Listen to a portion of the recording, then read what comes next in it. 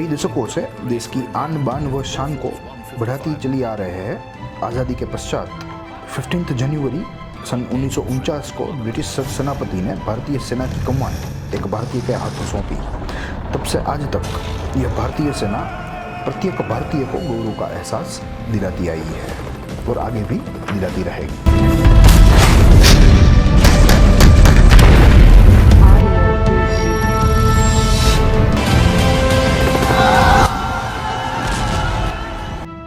वो जब सीमा पर रात भर जागते हैं तब हम चैन की नींद सो पाते हैं। वो उनके प्राणों की चिंता किए बिना हमारी हिफाजत करते हैं, हमारी रक्षा करते हैं। वो पर्यायवाची है अदम्य साहस के, दृढ़ निश्चय के। वे पर्यायवाची है निर्भयता के, कर्तव्य निष्ठा के। जी हाँ, वो है इंडियन आर्मी, भारतीय सेना, और आज उन्हीं का दिवस है। नमस्कार, जय हिंद और स्वागत है आप सबका आज के इस भारतीय थल सेना दिवस के अवसर पर कंटेम्प्रेरी थ्रस्ट के एक स्पेशल एडिशन में, एक विशेष सत्र में, जो कि ग्रोथ माउंट यूपीएससी के द्वारा प्रायोजित है। मैं हूं ध्रुव जानी। आज का दिन अति महत्वपूर्ण है भारतीय सेना व प्रत्येक भारतीय नागरिक के लिए, क्योंकि आज के दिन ही जो सैन्य सत्ता हस्तांतरण हुई थी, जो कि एक विदेशी सत्ता के हाथ से अब देसी हाथों में आई, भारतीय हाथों में आई, वो दिन है 15 जनवरी का। और अगर हम उसके वर्ष की बात करें तो वर्ष था 1949 का, यानी कि आज का 73वां आर्मी डे है, जिसके तहत हम लोग कुछ बिंदुओं पर बात करेंगे। वैसे तो मेरा निजी मानना है कि मेरी सक्षमता नहीं है भारतीय सेना व उसके गौरव गाथा की बात करने की, मगर जो वीर हुए हमारी भारतीय सेना में, जिन्होंने सर्वोच्च बलिदान दिया अपनी भारत माता की व भारतीय भाइयों बहनों की रक्षा करते हुए, मैं उनको आज का इस सत्र जो है वो उनको समर्पित करना चाहूँगा। और इस पूरे सत्र में, जैसे मैंने आपको बताया कि मैं निजी तौर पर मैं अपने आप को भारतीय सेना के बारे में बात करने योग्य नहीं मानता, मगर हम लोग आज का इस सत्र जो है उसमें एक एजेंडा के तहत हम लोग कुछ बिंदुओं को देखने का प्रयास करेंगे जो कि इंडियन आर्मी के साथ जुड़े हुए हो। प्लस अगर इंडियन आर्मी डे की बात करें तो इंडियन आर्मी डे बहुत ही भव्यता के साथ मनाया जाता है। बहरहाल यह साल तो कोरोना की वजह से कुछ विघ्न आए, मगर ओवरऑल अगर हम इसके सेलिब्रेशंस देखें तो बहुत ही धूमधाम से किए जाते हैं। आर्मी हेडक्वार्टर न्यू दिल्ली सहित पूरे भारत में, अन्य जो सैन्य कचहरियां हैं वहाँ सारी जगहों पर पूरे भारत भर में यह जो दिन है, यह जो अवसर है, उसको बहुत ही अच्छी तरीके से मनाया जाता है। इस अवसर पर परेड्स भी होती है, इस अवसर पर शक्ति प्रदर्शन भी किया जाता है हमारी भारतीय थल सेना के द्वारा, और साथ ही में जो चयनित जो विशेष अधिकारी होते हैं, जो विशेष सैनिक होते हैं, उनको सम्मान भी दिया जाता है in the form of gallantry awards. हाल ही में इस साल भी 15 ऐसे जवान को चयनित किया गया जिनको सैन्य मेडल मिलना है, और उनका जो सैन्य मेडल का जो समारोह था अर्पण करने का, वो भी पिछले दिन खत्म हुआ।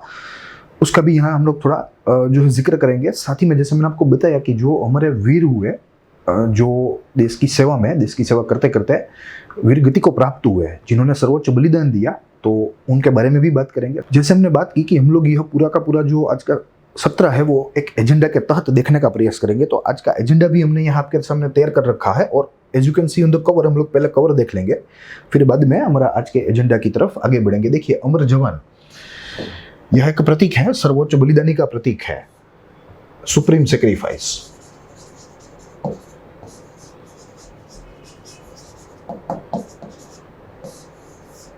भारत व भारतीय नागरिकों की रक्षा करते करते जिन वीरों ने वीर गति को प्राप्त किया, उनकी यह एक प्रतीकात्मक समाधि है, प्रतीकात्मक समाधि। वैसे ही यहाँ हमें गैलेंट्री अवार्ड्स दृश्यमान है, जो कि फौज में अलग अलग कामों के लिए, अलग अलग सेवा के लिए दिए जाते हैं।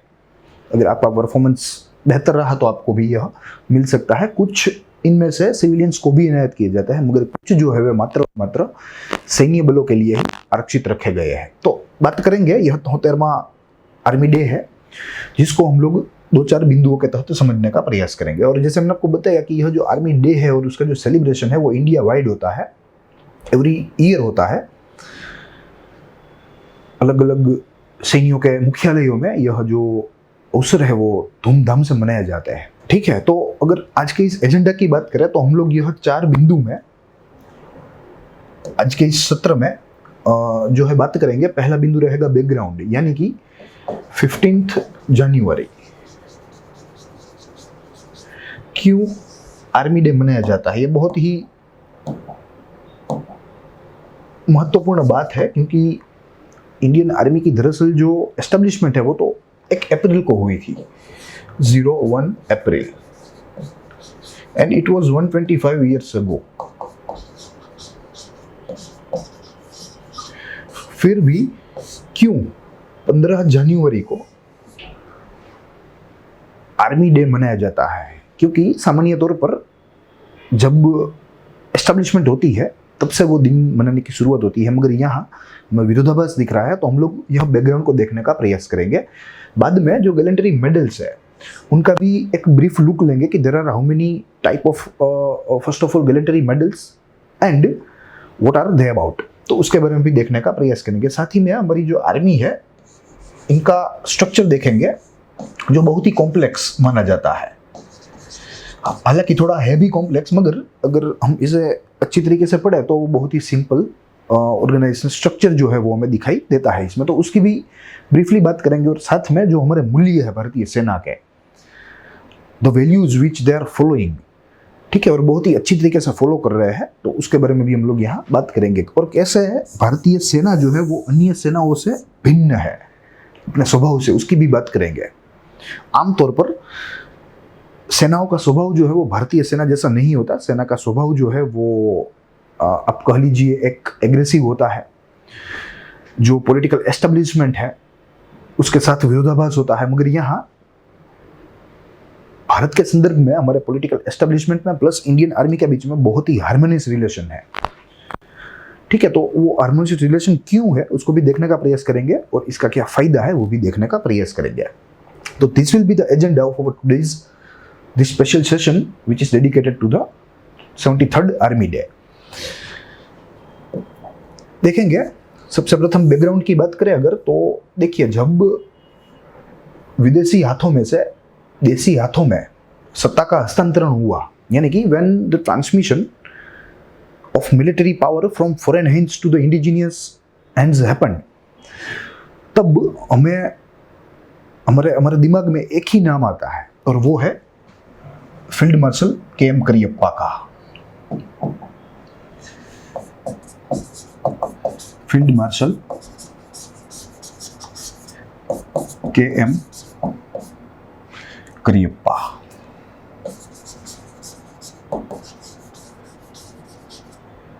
ये बहुत ही विभूति किस्म के आदमी थे, और जैसे मैं मालूम है कि भारत में मात्र 2 ही फील्ड मार्शल रहे हैं, जिसमें से ये प्रथम है, और दूसरे हमारे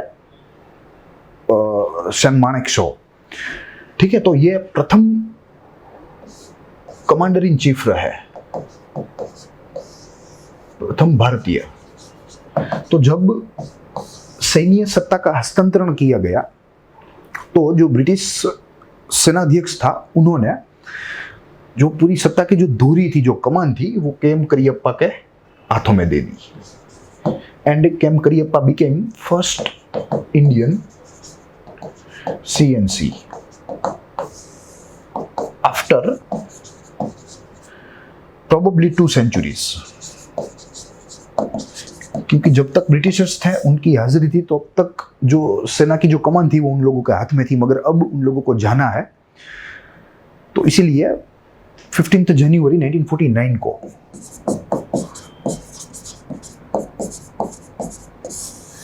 ये पद जो है वो फ्रांसिस बुचर था, फ्रांसिस रॉय बुचर, तब का जो है ब्रिटिश गवर्नर जनरल या ब्रिटिश मिलिट्री जनरल कह लीजिए। तो वो बुचर ने जो सैन्य सत्ता थी वो हमारे KM करियप्पा, तब वो लेफ्टिनेंट जनरल थे, तो तब के लेफ्टिनेंट जनरल KM करियप्पा को यह जो सत्ता है वो हस्तांतरण की।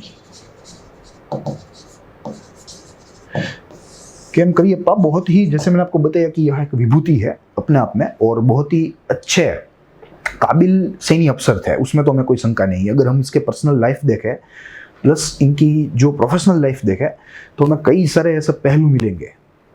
ये बहुत ही इंस्पायरिंग आदमी थे, इंस्पायरिंग, उसमें हमें कोई शंका नहीं है। अगर हम इसके पूरे नाम की बात करें तो इनका पूरा नाम था कोडंदेरा मंदप्पा,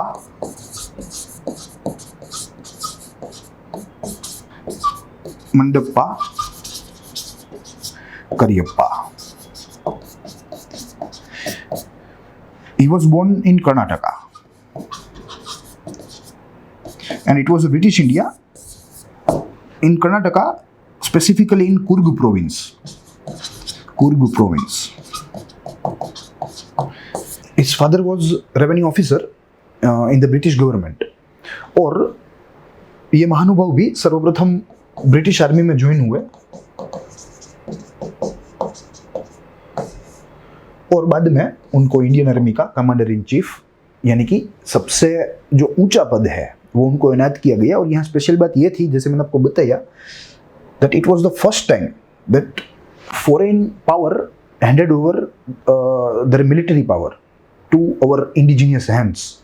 हमारे देसी हाथों में उन लोगों ने सैन्य सत्ता प्रथम वक्त रखी और ये जो प्रथम बार रखी वो के.एम. करियप्पा के हाथ में रखी. और इसी दिन को संस्मरण बनाने के लिए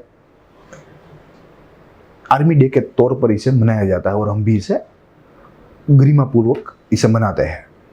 सो दिस वाज द इंट्रोडक्शन. अब अगर के.एम. करियप्पा की बात करें तो जैसे मैंने आपको बताया कि he was a very good army officer, उसमें तो हमें कोई शंका ही नहीं है. पहले इन्होंने जो है ब्रिटिश आर्मी में अपनी भूमिका निभाई, फिर बाद में वे भारतीय सेना में शामिल हुए.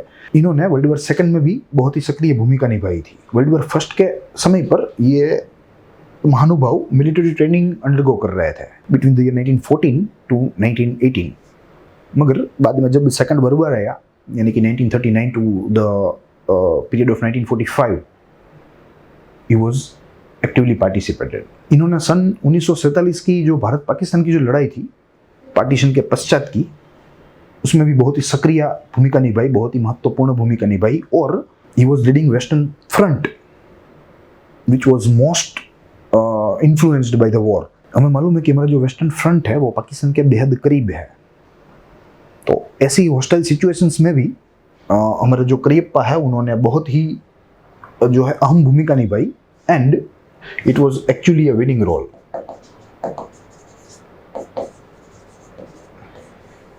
यह भूमिका विजयी थी जिसने भारतीय सेना की जीत को निश्चित किया. प्लस अगर हम लेह की बात करें, आज लेह जो है वो एक भारत का अभिन्न हिस्सा है जो कि हिमालय में बसा हुआ है, काराकोरम पहाड़ियों के आसपास के प्रदेशों में.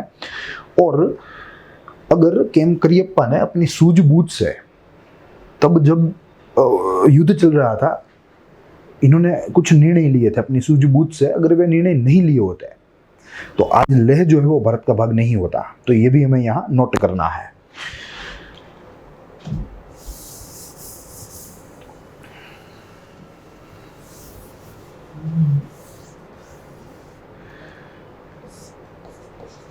लेह, ऐसा कहा जाता है कि तब इन्होंने जो ऊपरी हुकुम आते थे उनकी अवहेलना की थी और अपने प्लान के मुताबिक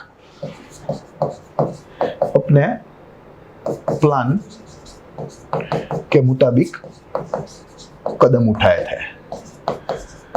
दिल्ली को इन्होंने नकार दिया था.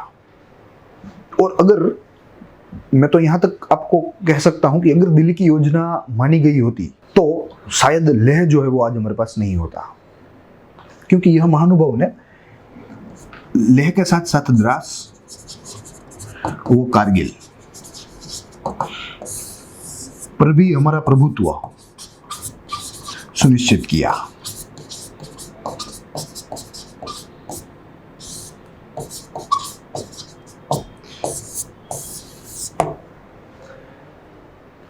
ठीक है, तो दीर्घ दृष्टि वाले यह जो हमारे अफसर थे वे दीर्घ दृष्टि वाले थे और उनको सेना का बहुत ही बड़ा अनुभव था, बहुत ही बड़ा एक्सपीरियंस था. उन्होंने ब्रिटिश आर्मी के तहत मेसोपोटामिया में भी काम किया, मेसोपोटामिया, फिर बर्मा में भी काम किया और अन्य कई जगहों पर भी काम किया. भारत में तो काम किया ही किया. ठीक है, तो बहुत ही अच्छा व्यक्तित्व था, बहुत ही काबिल व्यक्तित्व था और इसीलिए उनके हाथ में जब सत्ता आई तो इसको उस दिवस को एनमार्क करने के लिए we are actually celebrating army day on 15th of January.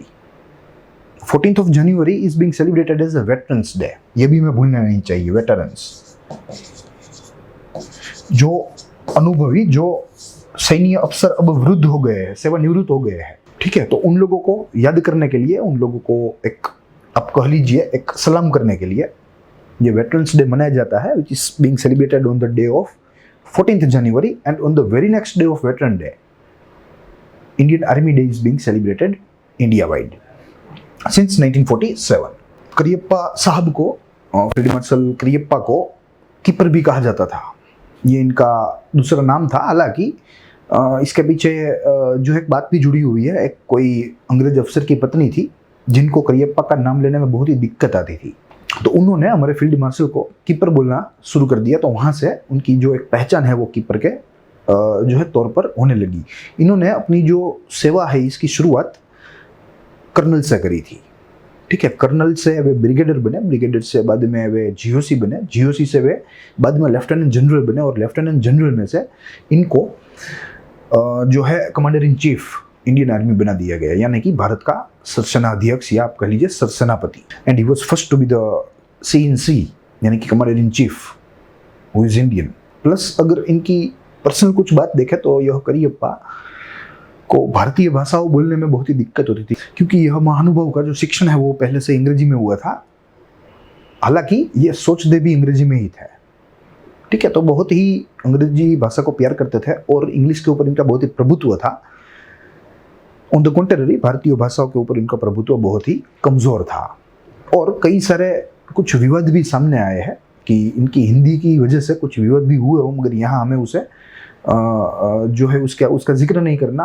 Plus field marshal Cariappa का कोई इंटेंट भी नहीं था, but it was because due to the weakness of the language, तो हम लोग यहाँ उसको बात नहीं करेंगे उस पर, मगर ये कहना ज़रूरी है। साथ में हमारे जो मिलिट्री ऑफिसर है वो आमतौर पर जो मिलिट्री ऑफिसर होते हैं डिसिप्लिन्ड, वैसे डिसिप्लिन्ड ही थे, एथिकल थे, ठीक है, बहुत ही सिद्धांतवादी थे, डिसिप्लिन्ड भी थे और एथिकल भी थे।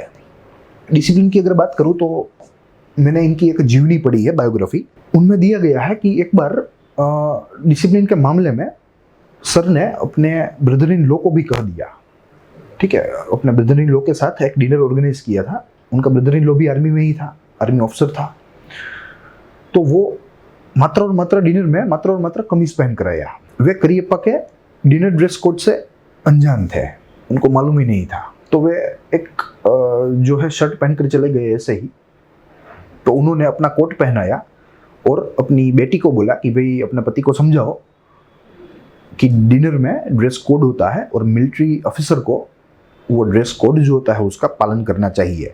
और ऐसा भी कहा जाता है, ऐसा भी जो है उनकी जीवनी में हमें उल्लेख मिलता है कि भले ही वे घर पर ही खाना खाने वाले हो, अकेले ही खाना खाने वाले हो, मगर वो ड्रेस कोड के बिना वो खाने नहीं बैठते थे, ठीक है, तो इतना डिसिप्लिन उनका लाइफ था। प्लस अगर एथिकल की बात करें, सिद्धांत की बात करें, तो मैं एक और बात कोट करना चाहूँगा उनकी जीवनी में से, जीवनी यानी कि बायोग्राफी में से, जो कि वीके सिंह के द्वारा लिखी है, प्लस उनके पुत्र करियप्पा के पुत्र नंदू करियप्पा के द्वारा भी लिखी गई है, जो कि एयर मार्शल थे। तो उसमें भी एक बात जो है जिसका जिक्र यहाँ करना ज़रूरी है। एक बार नंदू करियप्पा स्कूल में थे, दिल्ली की एक स्कूल में पढ़ते थे, विद्यालय था, और जो आर्मी का जो वाहन होता है बच्चों को जो है लेने ले जाने के लिए होता है, वो नहीं आया एक बार। तो करियप्पा के जो नज़दीकी थे उन्होंने करियप्पा की गाड़ी भेज दी, स्टाफ व्हीकल जो है उसको भेज दिया करियप्पा के बच्चे को, यानी कि नंदू करियप्पा को स्कूल से लाने के लिए। कुछ दिनों बाद इस बात का जिक्र सुबह के ब्रेकफास्ट टेबल पे हुआ करियप्पा के। तो करियप्पा खोल गए और क्रोधित होकर अपने जो एडीजी थे उन्हें बोला कि भाई किसको पूछ के आपने यह जो कार है उसका यूज़ किया मेरे बच्चे के लिए, आपको किसने बोला था, उसको फायरिंग दिया। प्लस कहा कि इसका जो बिल हो वो मेरी तनख्वाह से काट लेना चाहिए, और अंदेशा भी दे दिया, वार्निंग भी दे दी कि आइंदा सरकारी चीज़ों का, सरकारी गाड़ियों का निजी उपयोग करना वो वर्जित है, वो बाधित है, वो नहीं हो सकता। ठीक है, तो ऐसे थे हमारे करियप्पा। एथिकल में एक और भी एग्जाम्पल हम लोग देख सकते हैं कि करियप्पा के एक नज़दीकी दोस्त कम मिलिट्री अफसर थे जिनका नाम थम्मैया था, और एक बार वे लोग जा रहे थे, कश्मीर में ही थे, तो थम्मैया ने अपने जेब में से सिगरेट निकाली और सिगरेट को लिट भी किया, उसमें से 1-2 कस भी मारे। तुरंत ही फील्ड मार्शल करियप्पा ने बोला कि भाई what the hell are you doing, smoking is prohibited in the military vehicles. ठीक है, थम्मैया ने अपना सिगरेट जो है वो फेंक दिया। थोड़ी देर बाद थम्मैया ने फिर से जो है अपनी जेब में से सिगरेट निकालने का प्रयास किया, मगर उनको करियप्पा की यह बात जो है वो याद आ गई। उन्होंने अपना जो सिगरेट का पैकेट था वो फिर से अपनी जेब में रख दिया। इस बात को देखा करियप्पा ने और अपने ड्राइवर को आदेश दिया कि भाई गाड़ी आप कहीं खड़ी कर दो, थम्मैया साहब को सिगरेट पीनी है। तो ऐसे एथिकल, ऐसे डिसिप्लिन्ड जो थे वे हमारे पहले कमांडर इन चीफ थे। प्लस आज की जो आर्मी देख रहे हैं, जिसके हम मूल्य की बात करते हैं, वो मूल्यों के संवर्धन में केएम करियप्पा का बहुत ही बड़ा कंट्रीब्यूशन है, बहुत ही बड़ा अभिनय है। ये बात हमें भूलनी नहीं चाहिए। अगर हम आज बात करें कि हमारी जो भारतीय सेना है वो एपॉलिटिकल है, यानी कि it's far from political matters, तो we have to thank to KM Cariappa. अगर हम लोग बात करें कि हमारी आर्मी जो है वो आज सेक्युलर है, then again we need to thank you K M Cariappa. तो ऐसे थे हमारे यह पहले commander in chief. So this was the background. अब जैसे मैंने आपको बताया कि बहुत धूमधाम से इस पूरे दिन का जो है समारोह होता है, नाच गाना होता है, रंगारंग कार्यक्रम होते हैं, परेड होती है, शक्ति प्रदर्शन होता है। साथ ही में जो बहुत ही कर्मनिष्ठ होते हैं, बहुत ही अच्छे कार्य में आप कह लीजिए कार्य कुशल होते हैं, उन सैनिकों को, उन अफसरों को गैलेंट्री मेडल से नवाजा जाता है। इस साल भी इंडियन आर्मी के द्वारा 15 ऐसे सैनिकों की सूची तैयार की गई है जिनको सेवा मेडल इनायत होने वाला है।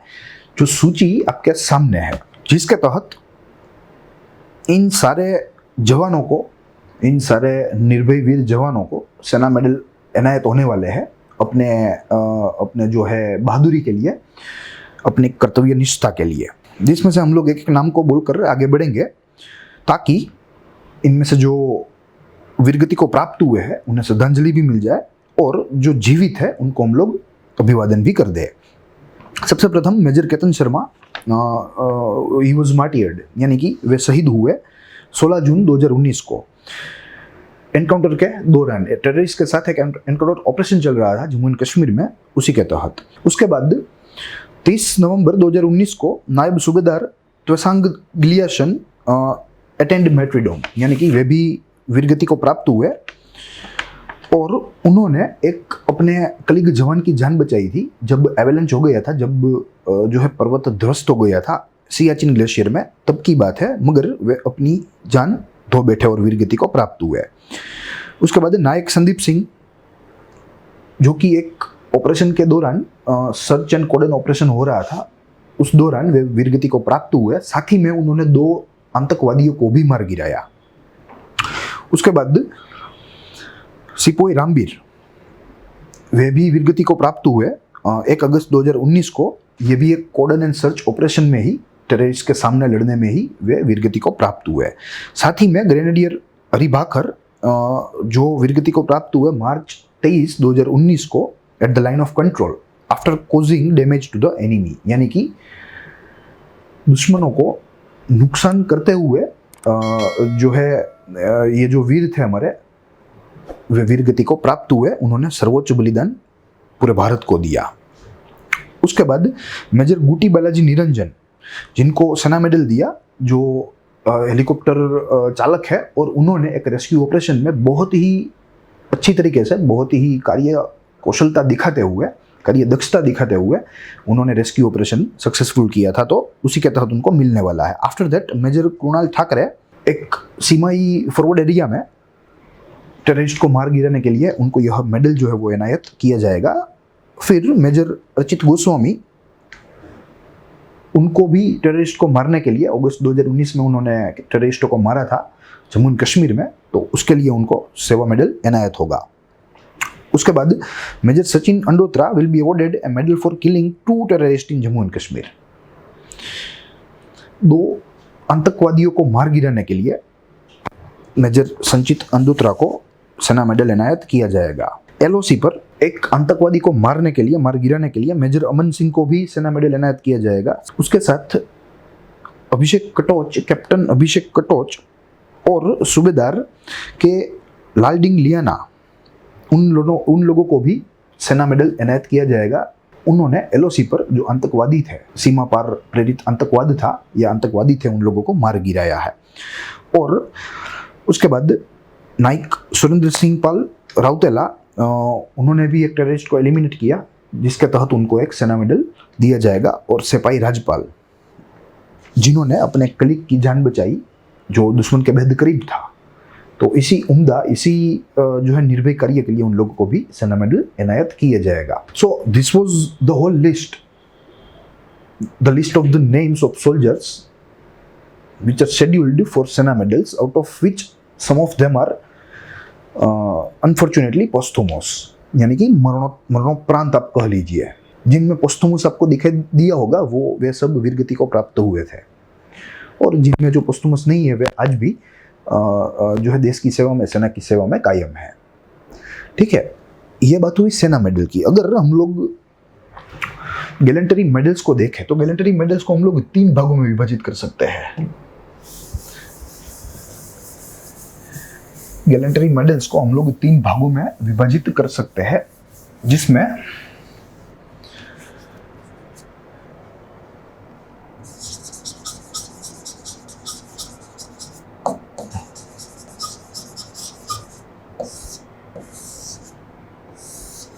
सबसे प्रथम रहेगा वार टाइम, दूसरा रहेगा पीस टाइम, और तीसरा रहेगा विशिष्ट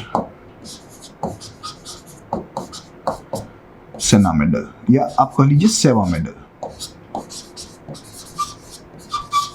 So these are the 3 broad categories in which we can actually classify number of gallantry awards।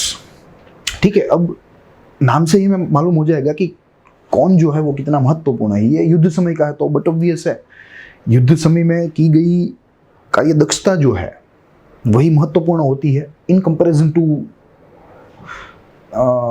Contribution in the peace time. ठीक है, तो इनका कद जो है वो सबसे बड़ा है, उसके बाद इसका कद आएगा, और साथ ही में उसके बाद जो है वो विशिष्ट सेना मेडल का या सेवा मेडल का कद आता है। इसमें सर्वप्रथम रहेगा परम चक्र, परमवीर चक्र भी आप कह सकते हैं।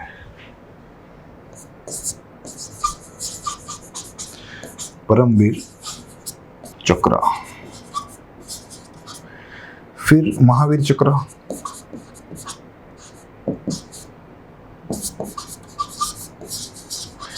और साथ में वीर चक्र, या आप कह लीजिए VEER।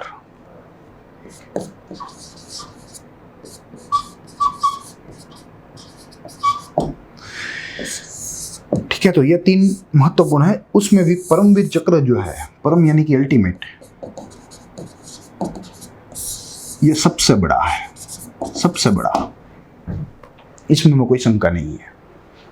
ठीक है, बाद में दूसरे रैंक पर आता है महावीर चक्र, और साथ ही में डिमिनिशिंग रैंक पर आता है वीर चक्र, जो कि इस श्रृंखला में सबसे नीचे आता है। इस श्रृंखला का सबसे ऊपर वा परमवीर चक्र, पूरे भारत में भी सबसे ऊंचा गैलेंटरी अवार्ड परमवीर चक्र।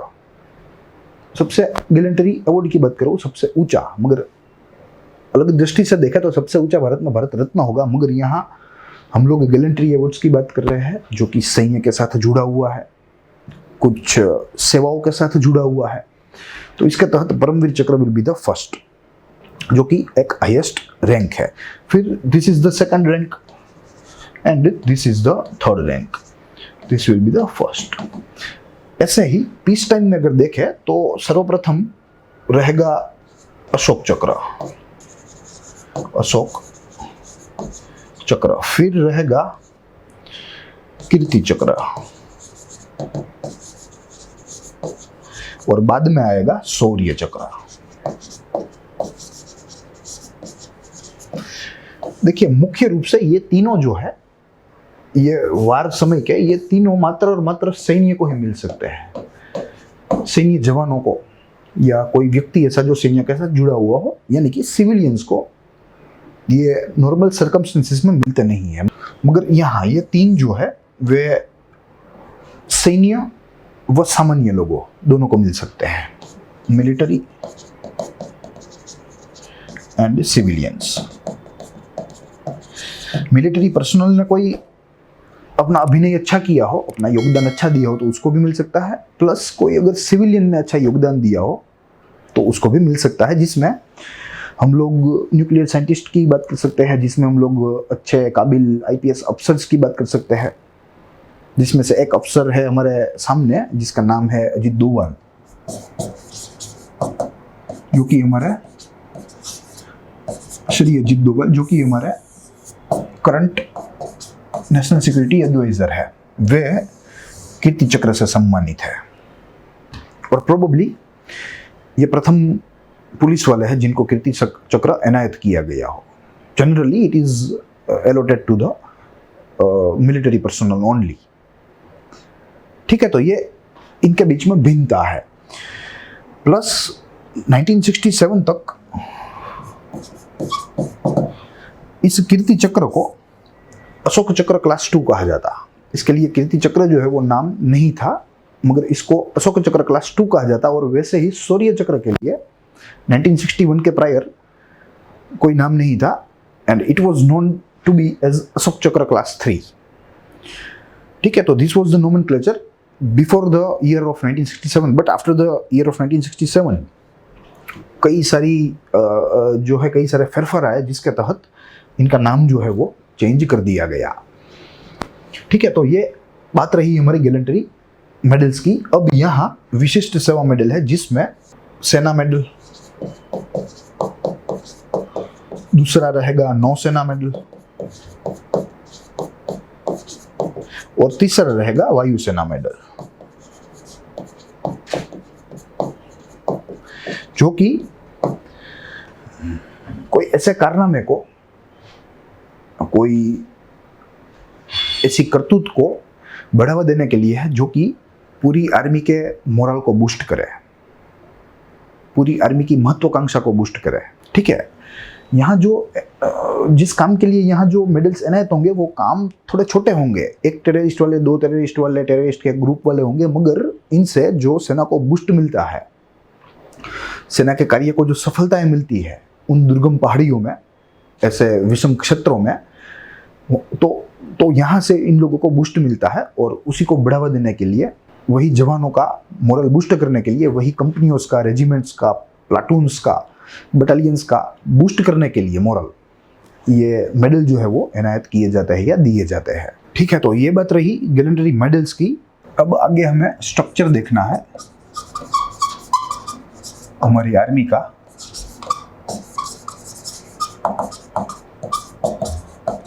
हमें मालूम है कि हमारी आर्मी जो है वो मिलियन प्लस है, 1 मिलियन प्लस। और आज के दिन अगर बात करें तो ये लगभग 1.4 मिलियन जितनी है अप्रॉक्स। ठीक है, तो इतना बड़ा मैन पावर है हमारी आर्मी के पास। और जैसे हमें मालूम है कि हमारी आर्मी जो है वो दुनिया की अच्छी आर्मियों में शुमार है, उनकी सूचियों में दुनिया की जो अच्छी सेनाएं हैं, अच्छे देशों की, उन सूचियों में भारतीय सेना जो है वो शामिल है, उसमें शुमार है। तो हमें निसंदेह इस पूरी आर्मी के ऊपर गर्व है। मगर अगर यहाँ स्ट्रक्चर की बात करें तो स्ट्रक्चर आमतौर पर सिविलियंस के लिए, या जो मात्र और मात्र सैन्य को अपनी वर्दी से ही पहचानता हो, उनके लिए थोड़ा पेचीदा है, ये मैं मानता हूँ। मगर जैसे हम लोग इसके अंदर उतरेंगे तो ये बहुत ही सिंपल है, उसमें कुछ नहीं है। There are some number of divisions and some number of divisions are further classified into some battalions, some sections, some platoons, etcetera etcetera, जिसको हम लोग आज स्टेप बाय स्टेप देखने का प्रयास करेंगे। देखिए, यह इतने ट्रूप्स है और आज ये ट्रूप्स जो है वे लगभग 37 डिविजन्स में विभाजित है। Indian army is having 37 divisions right now. ये हमें याद रखना है, जिसमें से कुछ माउंटेन डिवीजन है, कुछ इन्फेंट्री है, कुछ आर्टिलरी है, 5 जो है वह रैपिड है, etcetera etcetera. So this is the mechanism. ठीक है, इस मैकेनिज्म के तहत ही हमारी जो आर्मी है वो ऑपरेट करती है, चाहे वो आतंकवादी ग्रस्त क्षेत्र हो, चाहे वो नक्सल ग्रस्त क्षेत्र हो, चाहे वो किसी भी प्रकार की आपदा हो, कुदरती हो या मानव सर्जित हो, किसी भी प्रकार की मानवीय हेल्प जो है, मानवीय असिस्टेंस, ह्यूमैनिटेरियन असिस्टेंस हम लोग कह सकते हैं, तो उसमें भी हमारी भारतीय सेना जो है वो प्रथम स्थान पर रहती है। चाहे कोई भी दिक्कत हो हमारे पूरे राष्ट्र के ऊपर, चाहे कोई भी दिक्कत हो, उनका सामना करेंगे। आपात परिस्थिति के सामने लड़ने के लिए त्वरित ही हमारी जो आर्मी है वो खड़ी हो जाती है। और इसी की वजह से हम जैसे जो भारतीय नागरिक है, हम और आप जैसे, हम महफूज रहते हैं। ठीक है, प्लस इसका जो हेडक्वार्टर है हमारी आर्मी का, वो निसंदेह नई दिल्ली ही होगा, स्वाभाविक है। But it has regional headquarters too, regional headquarters भी है।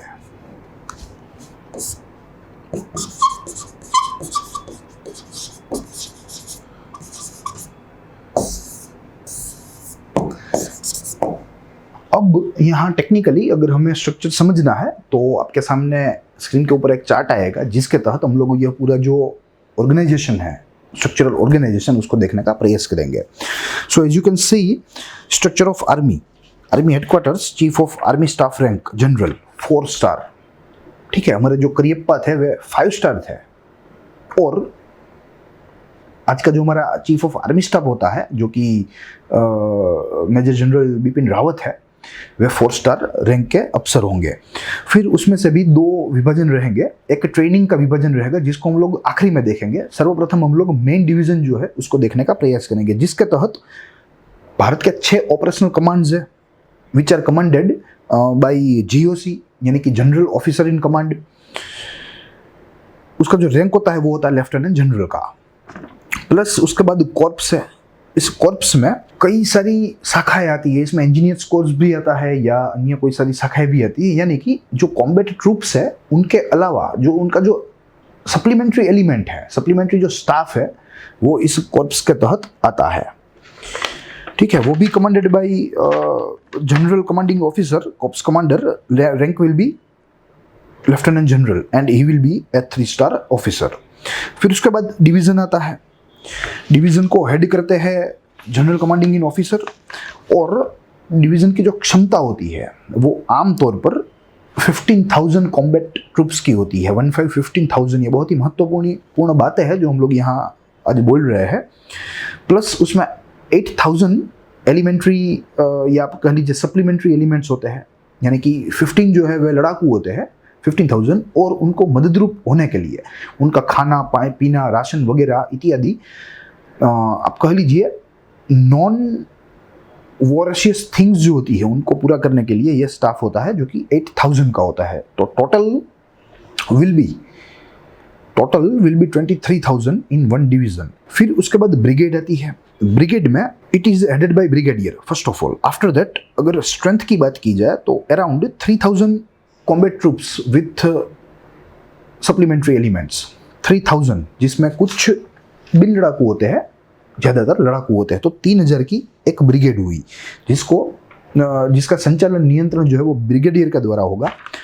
और इस ब्रिगेड में जनरली 3 इन्फेंट्री बटालियंस होती है। एक ब्रिगेड में 3 इन्फेंट्री बटालियंस होती है, आगे देखेंगे बटालियन भी किया है।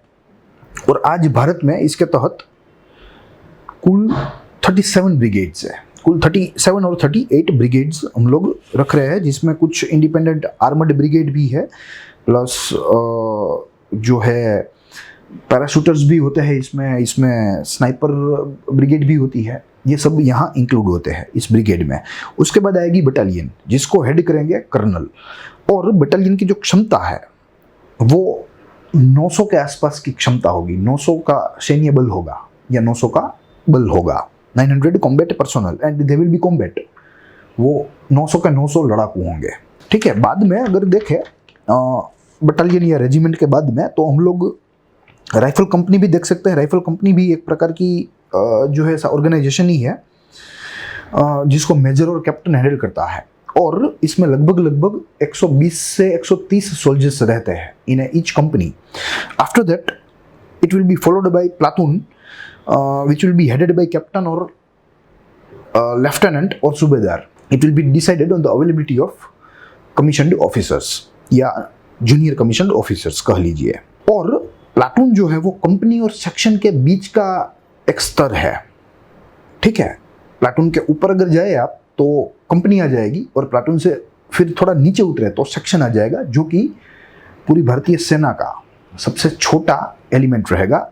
हम लोग उसको ही देखने का प्रयास करेंगे। Last will be the section which is actually headed by non commissioned officer of rank havildar, यानी कि हवलदार रैंक का जो कोई भी ऑफिसर होता है वो उसको हेड करेगा। And it is a smallest military creation consisting only of 10 personnel पर सेक्शन, यानी कि मात्र 10 जो लड़ाकू है वे एक सेक्शन को बनाएंगे, जिसको एक हवलदार रैंक का नॉन कमीशन्ड ऑफिसर जो है वो उसको नियंत्रित करेगा।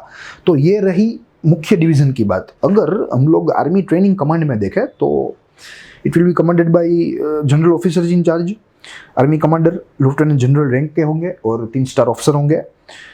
फिर उसमें जो है एक ट्रेनिंग एस्टेब्लिशमेंट का एक बाइफर्केशन रहेगा, क्लासिफिकेशन रहेगा, और उस ट्रेनिंग एस्टेब्लिशमेंट में 2 क्लासिफिकेशन रहेंगे। First will be the category A training and second will be category B training.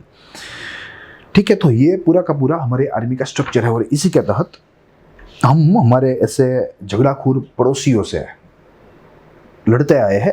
इस लड़ाइयों में हमारी जो भारतीय आर्मी है उनका जो योगदान है वो अविस्मरणीय है। It is actually beyond the words, शब्दों से परे है, और इस बलिदान को हमें सत नमन करना चाहिए। सो ये बात रही हमारी स्ट्रक्चर ऑफ द आर्मी की, या structure of the Indian army की कह लीजिए। अब आगे अगर हम वैल्यूज़ की बात करें, हमारा जो आज का आखिरी टॉपिक रहेगा हमारे इस एजेंडे का, तो इंडियन आर्मी का मूल्य बहुत ही मूल्यवान हमारी भारतीय सेना है। मैं तो कहूँगा कि हमारी भारतीय सेना अमूल्य है, क्योंकि अगर हम लोग पूरे विश्व को देखें, मिलिट्री हिस्ट्री को पढ़ने का प्रयास करें, तब जाके हमें हमारी भारतीय आर्मी जो है, इंडियन आर्मी जो है, उसका महत्व समझ आ सकता है। अदरवाइज हमें हमारी भारतीय आर्मी की जो महत्वता है, उनकी जो गरिमा है, वो हमारी समझ से परे रहेंगी जब तक हम लोग विश्व की जो सेनाएं हैं उनका अध्ययन ना कर ले। तब तक हमें हमारी भारतीय सेना का जो मूल्य है वो समझ नहीं आता, या हम लोग समझ नहीं सकते।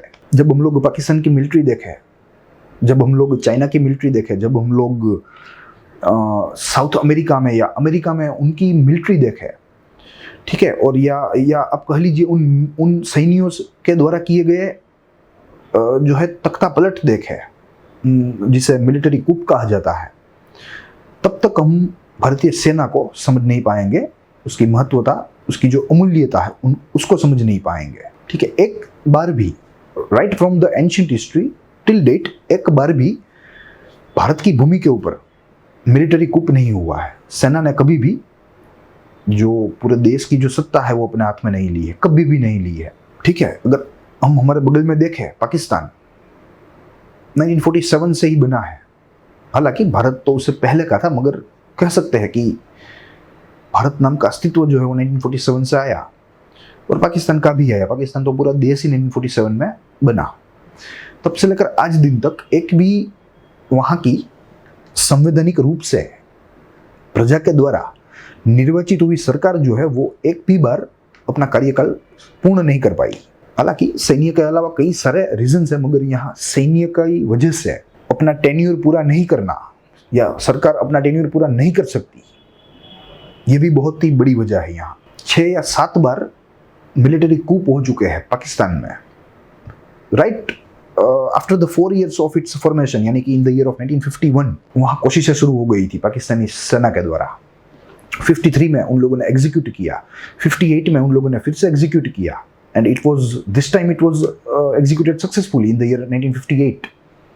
58 से लेकर 77 तक, 77 से लेकर 88 तक, फिर बाद में 99 से लेकर 2000 के दशक तक। I don't remember the specific year, but it was Pervez Musharraf who made the orders to arrest the then sitting prime minister Nawaz Sharif. ठीक है, तो ये परिस्थिति है। तो इन्हीं हालातों में अगर हम सेना को नहीं समझे, विश्व की सेनाओं को, विश्व की सेनाओं के स्वभाव को नहीं समझे, तब तक हमें हमारी सेना का जो मूल्य है वो समझ नहीं आता, या हम लोग समझ नहीं पाएंगे।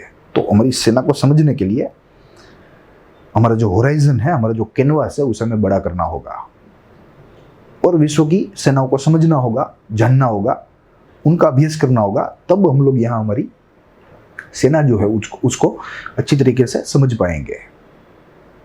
ठीक है, तो अगर यहाँ वैल्यूज़ की बात करें तो कई सारे वैल्यूज़ के ऊपर भारतीय सेना जो है वो कायम है, जिसके तहत कुछ हमारे सामने यहाँ बिंदु है, as you can see on the screen. First one is esprit de corps, यानी कि एक ही motto, one for all for one, या आप कह लीजिए नेशन फर्स्ट। ठीक है, ये हमारी भारतीय सेना का मोटो है, नेशन फर्स्ट। चाहे कोई भी हो जाए, कुछ भी हो जाए, nation first. No race, no caste, no creed, no religion, only nation. ठीक है, तो इस उद्देश्य के साथ हमारी जो सेना है वो आगे बढ़ती है।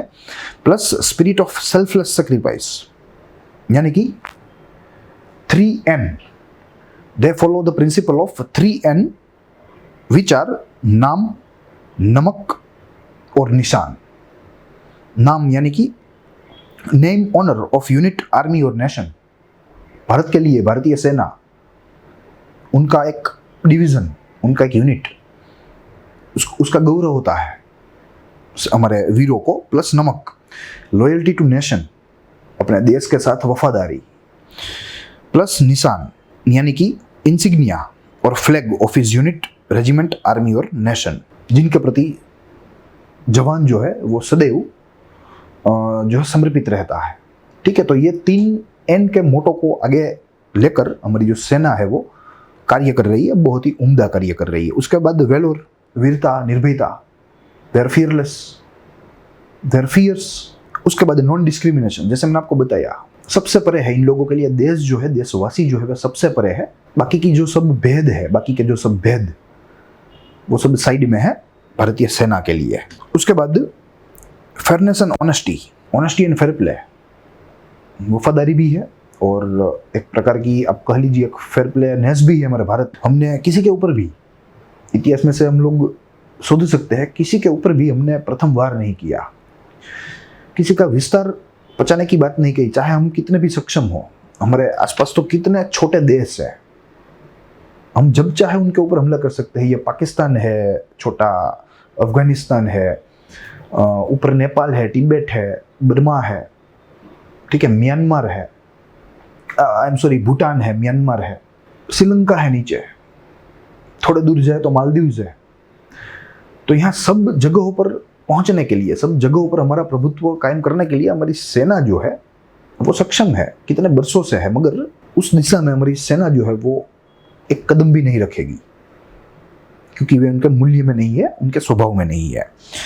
So this is fairness and honesty. उसके बाद discipline and integrity. Discipline and integrity, बहुत ही उच्च मात्रा में उन लोगों में डिसिप्लिन होता है और एकता की भावना भी उसी मात्रा में उन लोगों में भरी होती है। उन लोगों में पैट्रियोटिज्म भी ऐसा होता है, उन लोगों में साहस भी ऐसा होता है। वो हमने कहा ना कि वे अदम्य साहस के पर्यायी है। They are actually synonym of courageness. उसके बाद फिडेलिटी, ऑनर एंड करेज, यानी कि एक निष्ठा, फिर से वफादारी की बात आई, ऑनर आया, करेज आई।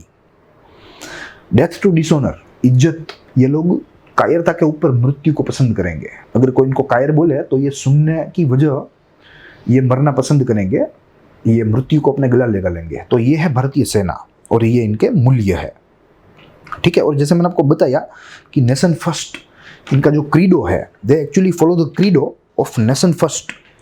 क्रीडो यानी कि सिद्धांत, राष्ट्र प्रथम। यह सिद्धांत को लेकर ये आज हमारी हिफाजत कर रहे हैं, कितने बरसों से कर रहे हैं और आगे भी करते रहेंगे।